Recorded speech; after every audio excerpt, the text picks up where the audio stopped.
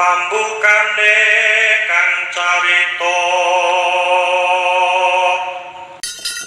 Monggo jineman kandhek rumiyin. Duh jan Mbak Wida sampun samapta ing gati siaga ing diri. Wah. Duh. Nah.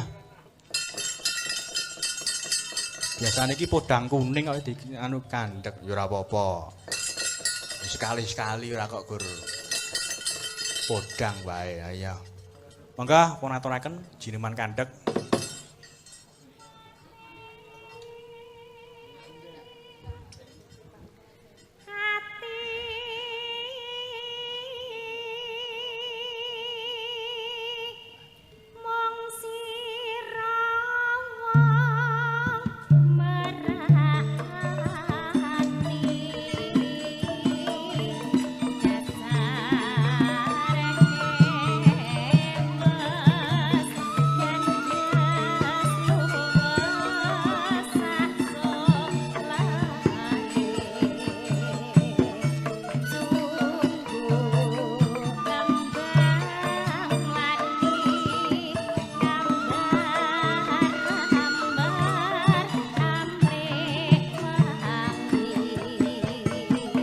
Wah, wegi iki ngalam.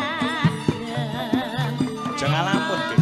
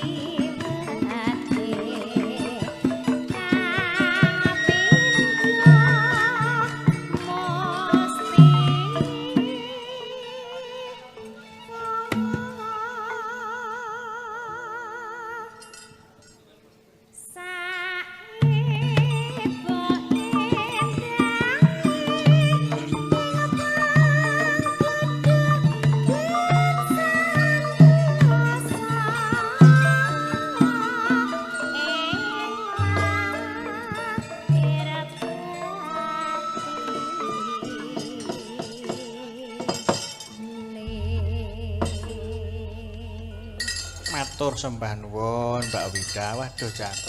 Jineman kandhek ya pancen nyamleng tenan. Saking nyamenge sing ngenongi ngematke nganti lali dikenongi. Oh, lagi apa lagi roh iki aku kowe. Nah iya, biasane sapa ora, aku ora wani kok. Lah ngopo enek keng Rama dadi. Sapa? Oh iya, Pak Maryoto. Wah. Duh sembah nuwun. Sampun dipun berkahi ya. Duh sembah nuwun. Iki mau jineman kandhek ya. Karo